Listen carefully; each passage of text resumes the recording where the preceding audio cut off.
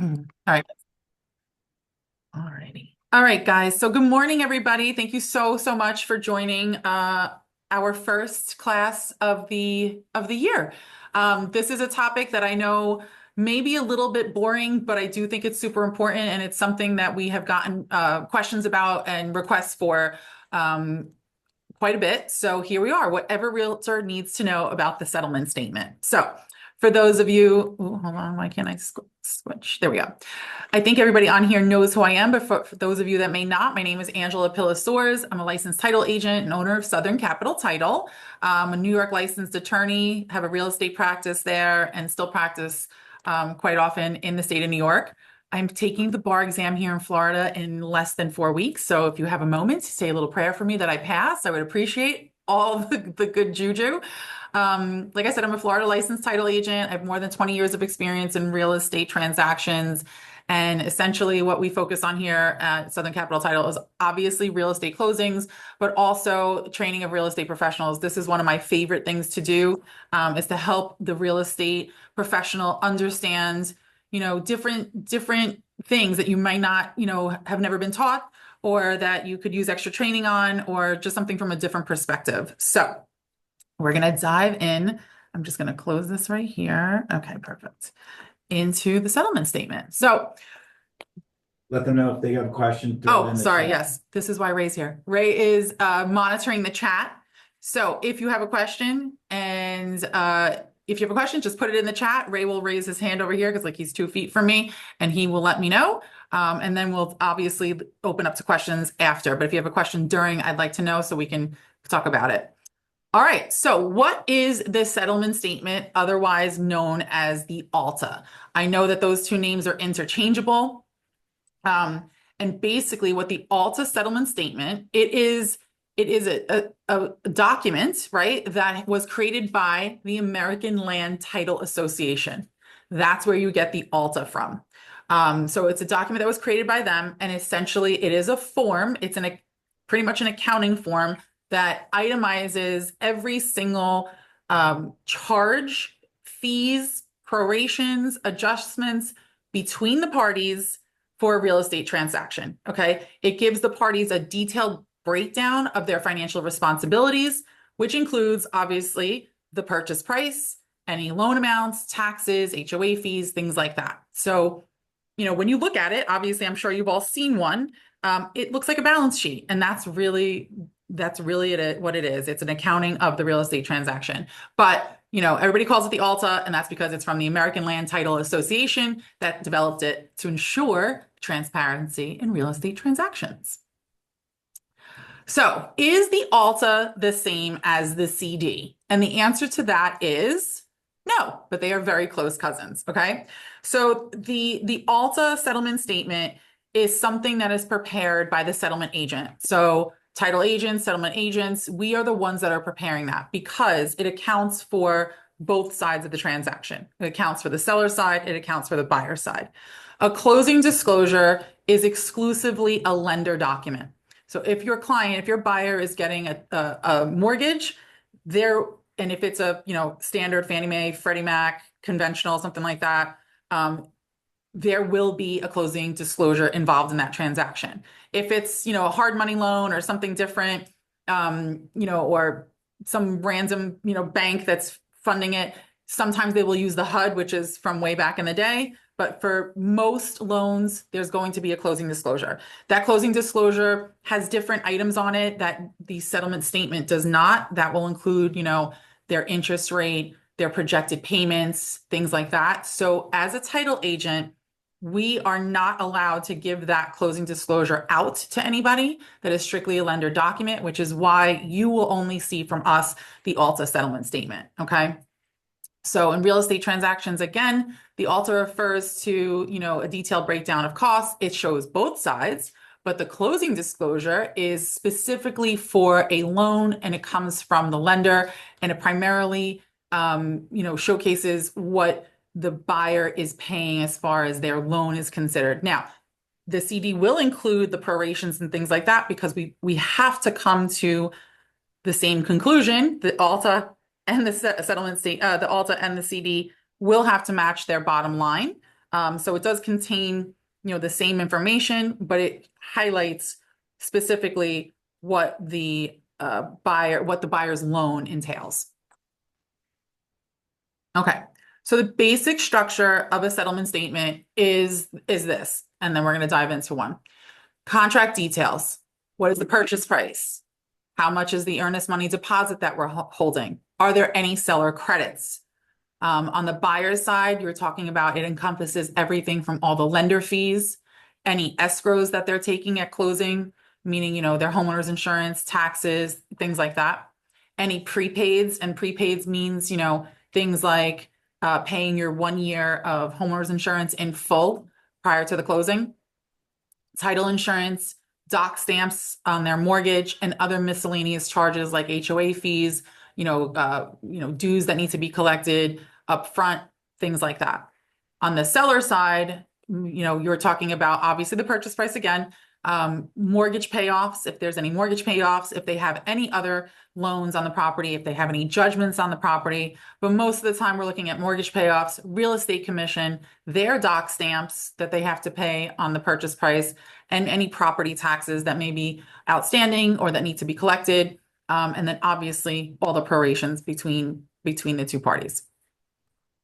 All right, so let's dive in. This is a settlement statement from an actual closing last year. And I picked this one because it has lots of good stuff in it, okay? So at the very top, you're going to see that you're going to have basic information, and that will tell you who the settlement agent is, our phone number, all of that. We have to disclose that. It will have our file number. It will have the date and time that we printed this. So the reason that's on there is so that you can make sure that you have the most up-to-date version of the settlement statement, who your escrow officer is. So essentially who you're going to call if you've got questions, right? Where I blacked out the property, buyer, seller, obviously you're going to have the property address, you're going to have the name of the buyer, you're going to have the name of the seller. And then you'll also, as you can see right there, this lender that was financing the loan was Wells Fargo.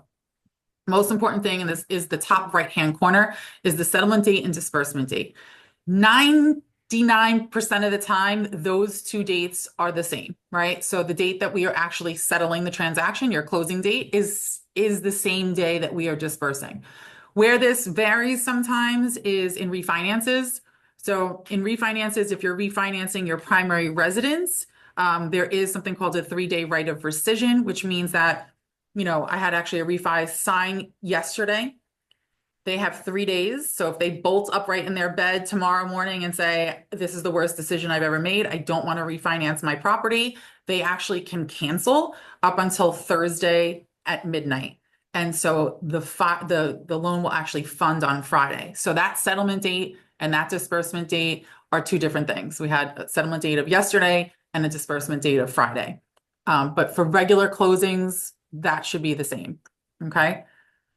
So when you move down to the next section here, we're going to talk about financial, right? So you've got the sale of the property, the sale price of the property.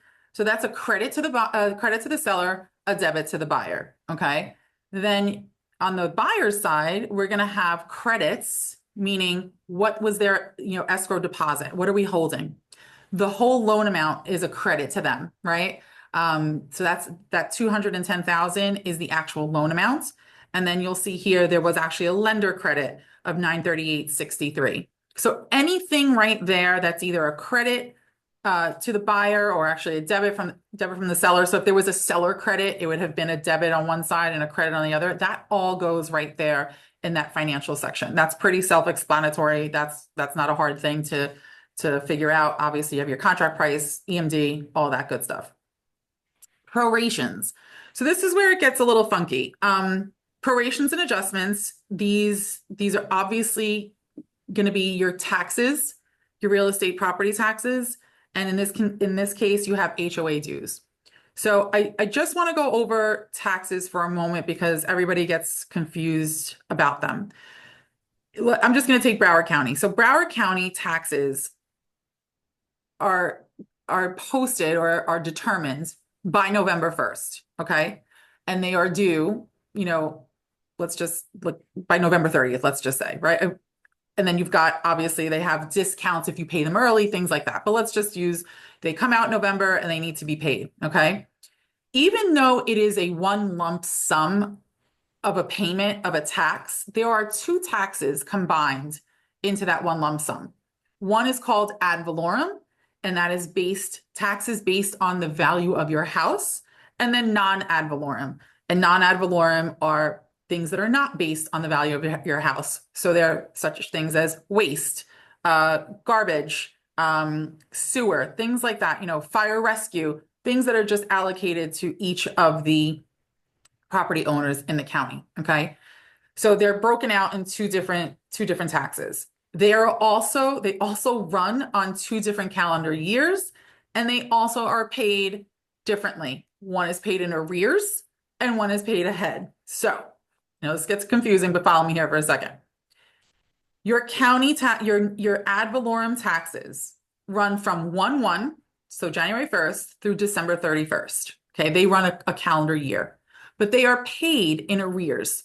So when you pay your taxes in November of 2024, you've actually paid for the whole year of 2024. So January, February, March, April, May, June, July, August, September, October, November, they're not paid yet. So when you pay your tax in November, you're paying for the whole year. So basically you've let time pass, right? And then you pay. So that's called paying in arrears because it's already, the time has passed and now you're paying them. So we adjust differently based on that. So here you'll see when we close this in June, the taxes for 2024 had not yet been paid. Okay. So we have to say, all right, Mr. Seller, we're closing in the middle of June, but you own the property from January 1st through the closing date. And even though you haven't paid your taxes, you're responsible for those. So you'll see there, the county taxes, the proration was from 1/1/2024 to 6/28/2024.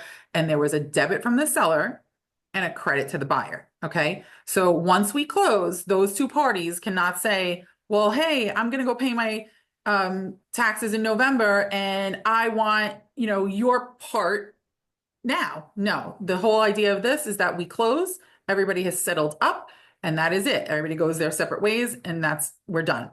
So the non-ad valorem, because it is paid in advance, and that runs on a different calendar year, that runs from 10/1, so October 1st through 9/30, this actually becomes a debit to the buyer at this time of the year because it has been paid. So they actually, the seller got a credit for the remaining time and the buyer got a debit. I know that was a mouthful, and if anybody has questions about that, please let me know. But you don't need to get into the nitty gritty of this as an agent. That's not your job to double check taxes and things like that. But sometimes what happens is people will, they'll come to you, your buyers will come to you and say, or your sellers will come to you and say, I don't understand. I don't pay two taxes. I only pay one tax. The proper way to do this is to break it out like this, right? So everybody is adjusted accordingly and fairly. So that's really why I'm highlighting that.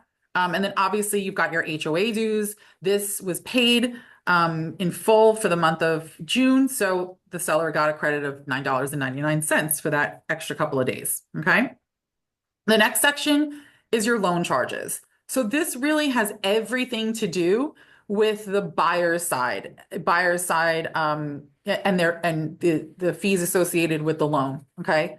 So you'll see here, this one had a 1.125% loan amount, which was the discount points. So you've got that $2,362.50. This is where you're going to see processing fees, tax service fees. Let's skip over until we get to let's say the appraisal fee to clear capital, credit report, prepaid interest. Those are all the loan charges. So this is where, people start to say, okay, well, what does it cost me to get my loan? This is where it's going to be. And on the CD, it's on the second page at the top, and it'll show you exactly, are you paying points? What are they charging you? Is there a processing fee? Is there, what is going on? So the typical charges here are your points, any processing fees. A tax service fee just means, they're verifying, the lender's verifying taxes. Appraisal fee, obviously, you'll see there. And if you look at the appraisal fee, it's the It's the one, let's see, third from the bottom of that little section there. It says appraisal fee to clear capital, 858 POC by borrower. The POC means it's paid outside of contract. So we need to put it on there, or the lender needs to put it on there, because it needs to be reflected that the borrower did pay for it, but it's not being collected here at closing. POC means it was paid outside of closing. So they paid it when they actually had to do the appraisal. It's not going to be a debit or a credit here, but we're just noting that they did pay it. Okay. And that's just for their regulation purposes. So when you see POC, it means paid outside of contract. Prepaid interest, they're collecting obviously for the rest of the month of interest on this loan. That's a lender charge, and that's something that they collect. So that 114.36 is their prepaid interest, and that number will, hold on, Ray, can you talk to her? I'm so sorry. That prepaid interest will vary obviously based on the closing date. Okay. Wow. Kate's here, should I bring her to Gina? Yeah. Gina. Yeah. Oh, yeah. So I'm so sorry, guys. Somebody knocked on the door here. Okay, so skipping to the next section there is called impounds. And all impounds means is escrows. Okay, that's all it means. It just means what is the lender taking in escrow for your client, your buyer, to pay their taxes along the way. Okay, so at the beginning of every loan, the lender decides, depending on what month it is, how many months are left to pay the taxes, all that stuff, and they do their own calculation, which quite honestly, no one in the world understands. They have their own formula figuring this out, but they basically say, okay, it is July. Taxes are due in November. How many months of payments are we going to get from this borrower and collect every month and deposit into their escrow until we have to pay the taxes? And then they say, okay, we're going to have this many payments, this much is going to be deposited, and then we need an additional amount because it's not going to be enough. It's going to be too short, right? So they have their own formula about how they figure that part out. So the homeowner's insurance and property taxes, that's on the lender to decide. That is not something that we decide. And then that aggregate adjustment, I will tell you this, I have yet in 20 years to find anybody that understands how they come up with this aggregate adjustment. There's got to be a formula somewhere. Nobody knows what it is, but basically it's, okay, we're going to collect 3 months of homeowner's insurance and 10 months of property taxes, but by some regulation, we can only hold a certain amount of your money in escrow, right? We can only hold a certain amount. So we're going to give you an adjustment. So they say, we're going to take this, but we're going to credit you back. Again, that is a lender number. We just go by what the lender tells us. We don't come up with those numbers. And the aggregate adjustment, I have asked thousands of people, well, not thousands, but quite a few people about how they come up with that number, and nobody knows. Okay. So don't worry about that part. The next section there, you've got payoffs. So if you look on the left-hand side, it is a debit to the seller. The seller here had a payoff of their mortgage to Truist Mortgage. So any payoffs for your sellers is going to be on that left side. It's going to show payoffs to mortgages. Sometimes they'll have a second mortgage. Sometimes they'll have like a PACE loan for their, their windows or things that they installed. That will all be on that left-hand side right there. Okay, so got the second page here. So government recording and transfer charges. This is essentially everything that we collect that has to do with the government, right? Broward County, I'm just going to use that because that's the property was in that location. You're talking about, doc stamps. You'll see there, the $24.50, that is based on the purchase price that is charged to the seller. And on the buyer's side, you've got doc stamps for your mortgage, right? So depending on the loan amount, we calculate what do we need to pay in taxes to the county so that they can record the mortgage. So my joke here is that no matter which way you slice it, they get you coming and they get you going, right? So seller has to pay doc stamps on the way out. And if you're getting a mortgage, you've got to pay doc stamps on the way in. So those are what is reflected there. The other things that are reflected there, just for your knowledge, is obviously when we record a deed and a mortgage, Broward County clerk is charging to record those. And there is a standard, fee for that. It's $10 for the first page and $8.50 for each additional page. And then there's an e-recording fee right there. You'll see $475 and $475 charged to each side. So when we go record a deed and a mortgage, we actually have to pay the county clerk and we have to collect for all of that. So when we pay the county clerk, we're paying them all the recording fees, which is, hey, please record my mortgage and my deed and we'll pay you. And then all the taxes that are due. And if you don't have those doc stamps ready to pay them, they're not going to record any of your documents. So you don't need to know too much about that, but that's essentially what you can tell your clients, like, hey, listen, this is what you've got to pay. Because a lot of people are, I don't know, sometimes they don't know that they need to pay doc stamps and they get very upset about them and they don't want to pay. But there is nothing that we can do about that. And there is no negotiation in those numbers. All right. So now here we come to the commission section. And this is where obviously it's important. It's important to you. It's important to me because I want to make sure that we get this right for you. So when we are getting ready to close, we will actually send this settlement statement out to agents probably between 3 to 5 days before the closing date. And if we're sending out, 3 to 5 days prior to, typically it will not be final. Okay. It won't be final because we sometimes don't have the lender's final figures. We're not balanced with the lender. So what we're really saying to you, especially if you're representing the seller, but also if you're representing the buyer and you're obviously a selling agent and you want to make sure your commission is correct, we are asking you to look at your commission. Okay. We are asking you to confirm that what we have is actually what it is and what you're expecting to be paid and what you have agreed to with, the seller, the buyer, all this stuff, especially now that we've got all of these changes that happened in August. And, I've seen many different ways that this is allocated, right? I have some closings where you have the listing, the seller is paying the listing agent, but the buyer is paying the selling agent. So this is where it needs to be this is where your eyes need to go. What is the commission? Is it correct? Not only to just protect your clients and make sure that, they're paying the right thing, but obviously to protect yourself, right? I'm going by what you tell me. And, obviously we're presenting this to the seller too for approval, but this is where I need you to focus. Is your commission correct? Because I never want to get to closing and you say, oh my gosh, I really should have been paid 2.5%. It's a very ugly situation if you need to go back to somebody and say, oh, I'm so sorry, you owe me another 0.5%. Okay. And then also in the same vein, we don't list it here, but I'm just going to point your eyes down to the miscellaneous section there. You'll see in there that $495 listing agent broker transaction fee.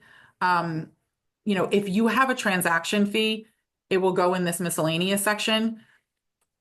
I need to know. We need to know. We want you to get paid your transaction fee if it applies to your transaction. So when we send this to you, we're really asking you to look at your commission and if there's any transaction fees. The other thing that we're really asking you to look for is if you're representing the buyer and you know that there's a seller credit and the seller has agreed to $10,000, towards closing costs, we want you to make sure that you see that on there. And that would be on this other page here. It would end up in the financial section. Okay. And the reason I say that is because I can't tell you how many times that credit will go on a separate addendum because it'll come sometimes after we've got after we've received the contract, we're doing that, we're getting it ready for closing. And somewhere between when the contract was executed and by the time the closing happens, somewhere in between, there was a credit negotiated, right? You did an inspection, you got, I don't know, a plumber to go out to the property to give an estimate on what the plumbing is going to be to repair. And then nobody sends us the addendum. I can't put on a credit that I don't know about. So, and it happens. Sometimes, you get busy, agents don't send us the addendums. So I really need you to look if your buyer is entitled to a credit, and on the seller side too, if your seller has given a credit, let's be fair here. Let's make sure that it's on the closing statement. Okay. So I'm going to go back to right underneath commission. You've got title charges and escrow settlement charges. This is where we come in. So these charges here are for title insurance. In this particular instance, the borrowers are getting two types of title insurance. One is an owner's policy, which is for themselves. And then the second one is for the lender. The lender, requires them to buy a title insurance policy for them. So you'll see the last line there is title dash owner's title policy to Fidelity National Title Insurance Company. That's our underwriter. So the total premium for this purchase price was $1,825, and title insurance is based on purchase prices and loan amounts. Okay. And those are promulgated by the state. So the state sets our rates. They say, this is what you charge per 100,000, yada, yada. So those fees should not fluctuate from title company to title company. Okay. Those are promulgated by the state. They should be set. They shouldn't really fluctuate. So you've got a title insurance policy for the owner, and then the lender wants their own policy. So what you'll see there, you'll see the lender's title policy to Fidelity National Title. The second line from the bottom is $225.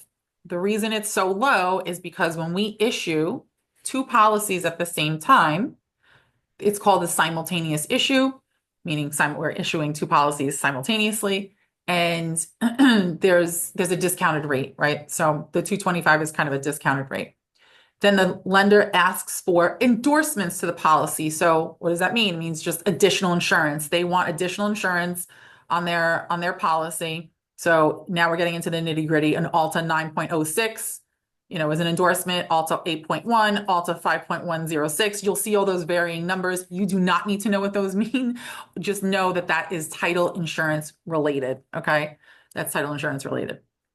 So now heading into miscellaneous, you've got the rest, right? Anything that we haven't dealt with. So you'll see here, the seller had a balance of June HOA due to the HOA. So $24.50 on the debit side of the seller. HOA dues for July. The HOA has told us to collect those from the buyer, because if you notice, we're closing on June 28th, and they're saying, hey, if you're closing on June 28th, we want you to collect our HOA for July. Get that into us quite quickly. HOA estoppel fee reimbursement to Southern Capital Title. We ordered the estoppel here, and so we lay out the funds to order that estoppel, and this is just on the seller side, $250 reimbursement back to us for expenses that we that we had in ordering the estoppel.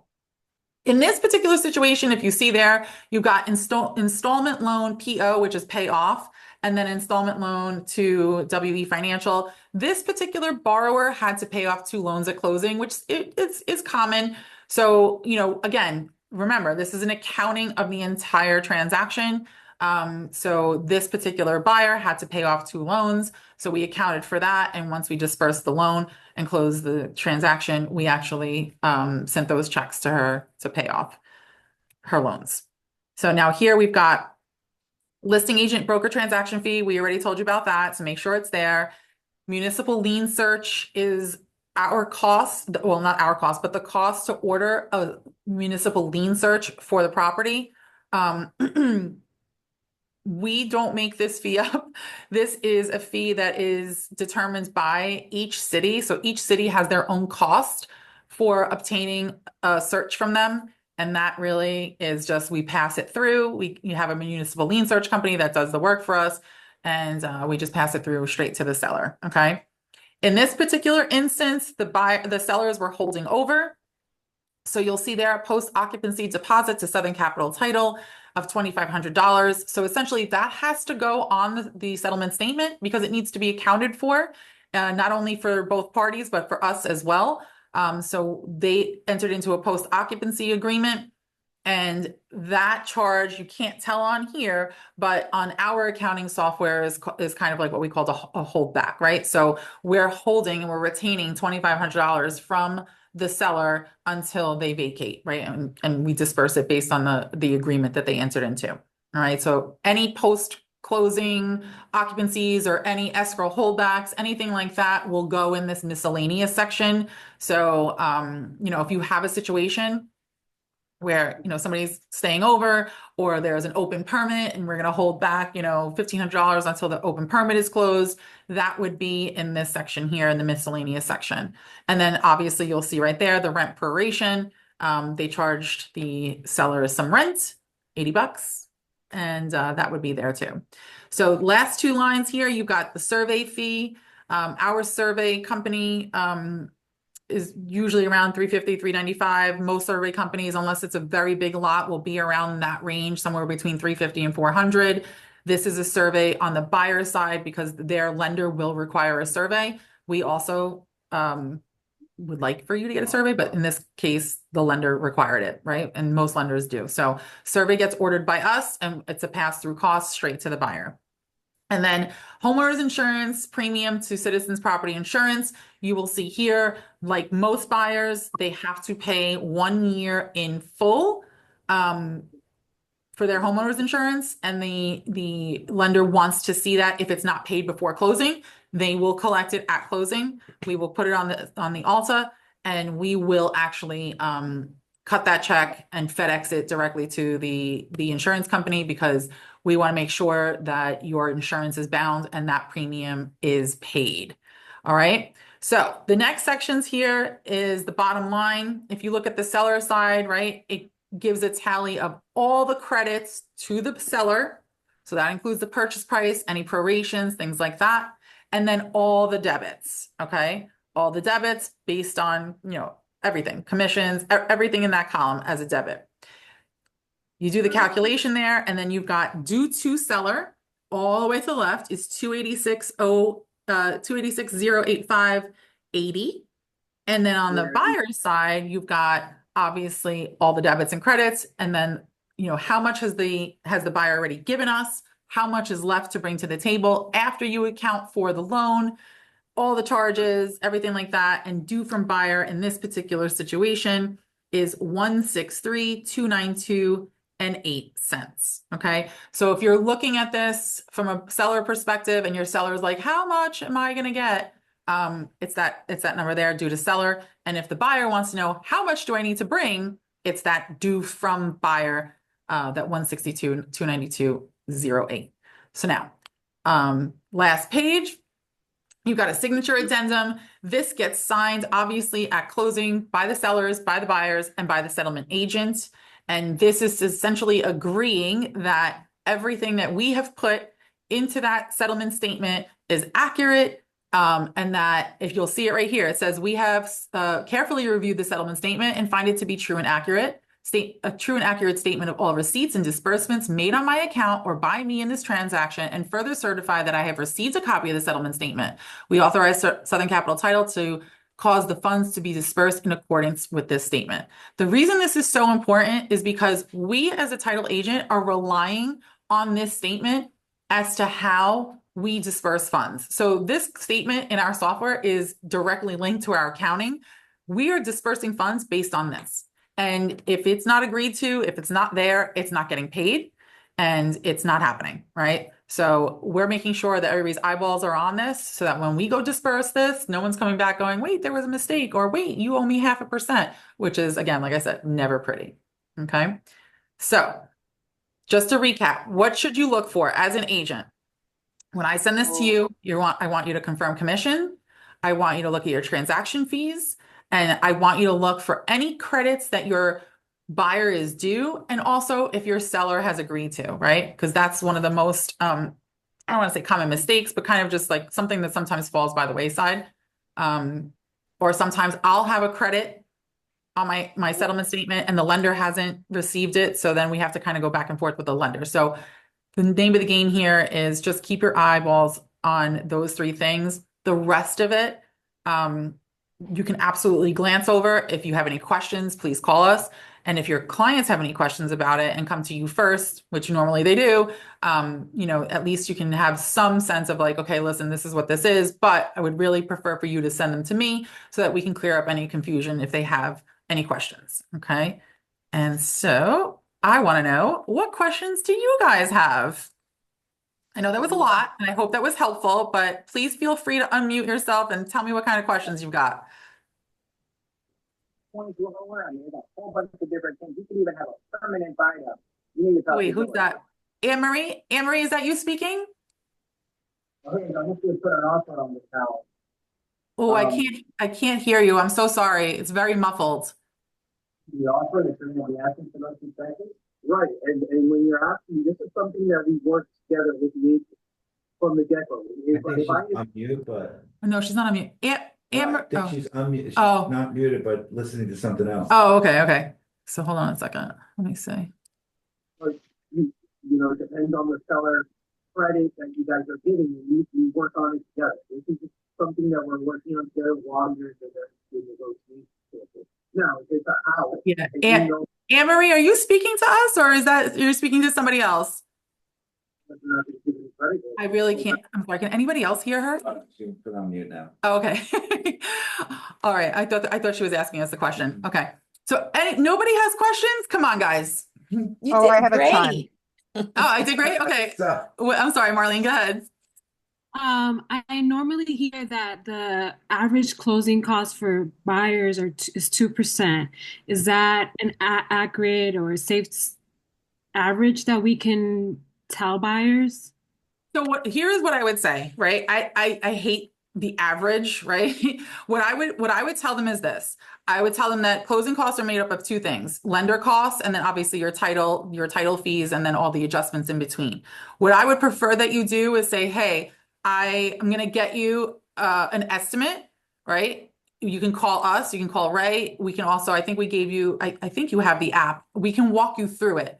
And give them some type of, some type of like guideline. I mean, I would say two and a half is probably around right, but it all depends. I think the thing that fluctuates the most I see is in the loan, Okay. right? It depends. If you're getting a really crappy loan, your closing costs are really high, right? Like I had a refinance yesterday that was just like the lender and mortgage broker and all these costs. I mean, it was just everybody's situation is different, right? So that's an average, yes, but if you really want to get them something close, we can do a quote for you. Okay. And what about on the seller side? The seller side is going to be pretty easy to determine, right? You can do a seller net sheet, and what you're looking for there is what is the commission going to be paid, and then pretty much you're looking at the doc stamps, right? Like what are they paying in doc stamps, and that's just a formula, right? And you can do it in our app as well. I don't know if I know a percentage on the seller side, quite honestly. Average percentage? I can't. Okay. I really don't know. Best thing to do is kind of use the app or some type of calculation that will. Because when 100%. we're doing, I've never done a listing presentation, but they recommend that we do a net sheet. Yes. And So include closing costs, right? correct. So your net sheet, the first couple that you do, please work with Ray or I. Like Ray's a master at net sheets, and I love net sheets too. So you can even present to them different scenarios, right? You can say, hey, if you list for this and my compensation is this, or if you list for this, whatever it is, it will actually show them exactly what they're going to net. Right. And it will include all of their closing costs. So it'll include all the doc stamps that they need to pay to the county. It'll include your commissions. It'll include like a settlement fee, things like that. And then, believe it or not, our app will pull in the taxes from property appraiser, because it's like all automated and connected. It'll pull in the taxes. So if you pick a closing date, it will automatically generate the tax proration based on the tax on the closing date, like a fictitious closing date. And then you can actually, if there's miscellaneous costs, so let's just say you have a broker transaction fee and you want to add that on, you can actually add that on to the net sheet. I can send her a sample a sample sheet for both. Yeah, Ray can absolutely send you a sample so Seller that and you can buyer. see. But Okay. if you're going to a listing presentation, absolutely let us know, let Ray know. We'll work it up for you so that you can actually go in there, and then on your side of the app, you can actually like customize it with your picture and your branding. So it'll Put a picture of the house. I personally, I'm just going to give you a secret. I love the app, but I need to see things online. So I use the online version. Okay. Ray uses both, but I'm like, No, I don't like the app. I oh, like the. yeah, I like the online. We both like the online version because we have like two screens and we can go through it. Like we can make sure that things jive. So just ask us for help, but you can do it. All right. Thank you. Okay. Angela, I have some questions. Can you hear me okay? Yes, I can. Go ahead. Awesome. Hey, so as you know, I'm from Chicago, and that's an attorney state. So now moving here, the buyer, well, for Broward, the buyer typically selects the title company. Yep. So do you recommend that my seller get an attorney? I had it where they just absolutely don't want to. Like, what's your recommendation as far as that's concerned? It's a pretty easy, smooth transaction, nothing crazy, but you never know, right? Okay, so I have two sides of this, okay? Okay. So part of me wants to say as a title agent, right? So and when I get a transaction, and I'm going to go right now, we're probably 50-50. We have 50-50 people use us and 50-50 that people sellers will get an attorney.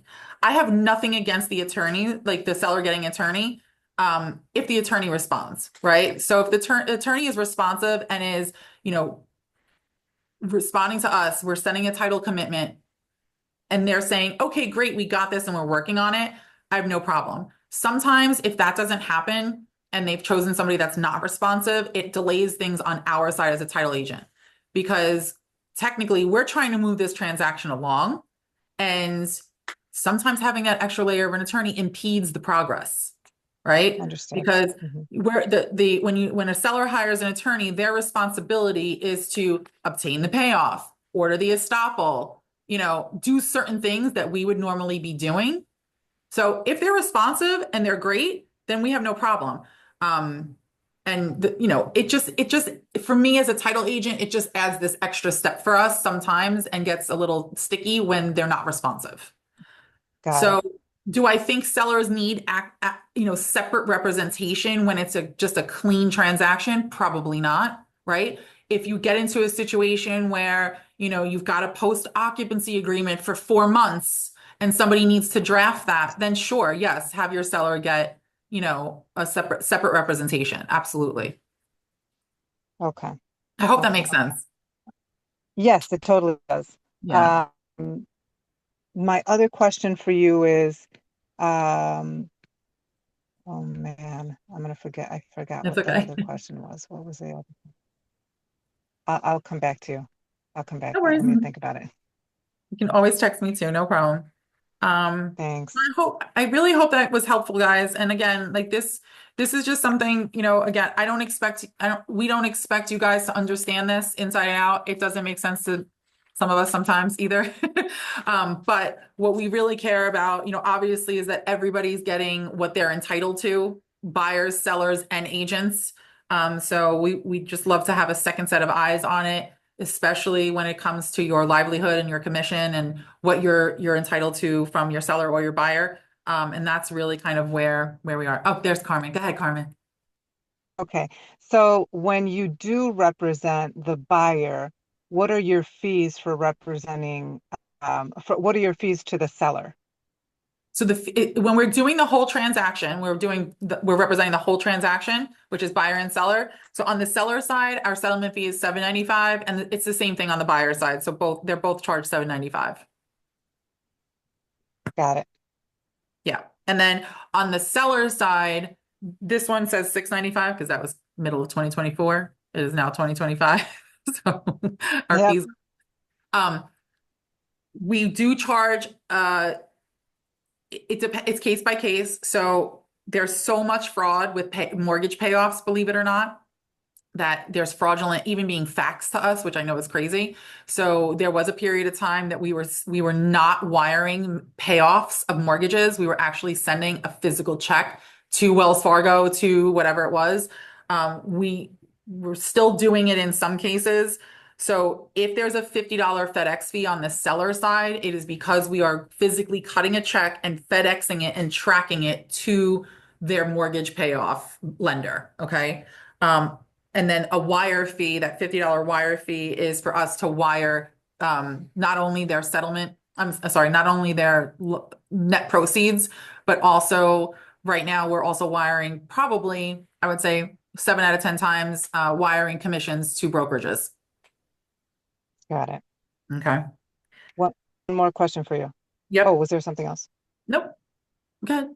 Okay. So, if my seller is buying new construction somewhere else, is it possible at the closing to have that money sent to for that property, to So that if they're title selling company? here absolutely. Yeah, we do it all the Okay. time. Yep. So the only thing that we would need, what we do at closing is we'll have them fill out like a disbursement authorization. That disbursement authorization will basically say, we, the sellers, authorize Southern Capital Title to send all of our net proceeds in the amount of yada yada to ABC Title Company. And they usually send us the title company will usually send us their wiring instructions. We'll verify them, and then we'll just have the seller agree to it. Got it. Yep. Thank you. Yeah, we do that all the time because people want to close and then they need the funds for something else. So it's very common. Got it. Okay. Thank you. All right. All right, guys. Well, if you have no more questions on the settlement statement, I really hope that was helpful. Like I said, Ray and I are here for you. Has become a guru at doing net sheets and buyer quotes and things like that. And if you have any questions about anything, you can call or text any one of us anytime. We're here for you. Thank you. Are you going to be sending the recording? Yeah, I can send the recording. Absolutely. Thank you. This You're is great. welcome. Awesome. All right, guys. And Thank listen, you. we have other classes coming up. I think we have the New York to Florida, the difference between closings. So Carmen, you'll appreciate that one because Similar to it's Chicago. similar to Chicago. So just understanding why so many people are confused when they come from New York and they're like, what do you mean? What are we doing? Why is this so weird? Mhm. And we're going to do a whole presentation on that. And what's the other class we have? I forgot. Oh, farming, which is going to be in March. So, but if you have any suggestions or if you're dealing with something that you don't understand and, you see out there in the market that you need help with or your other, colleagues are struggling with, please just send us ideas because we want to do stuff that's relevant, not things that we think you need, but things that you actually need. So if you have any suggestions, please let us know. Thank you. Thank you. All right, guys. All right. Have a great day. Enjoy the rest of your Thank week. you. You Appreciate too. you guys. All right. Bye. Bye-bye.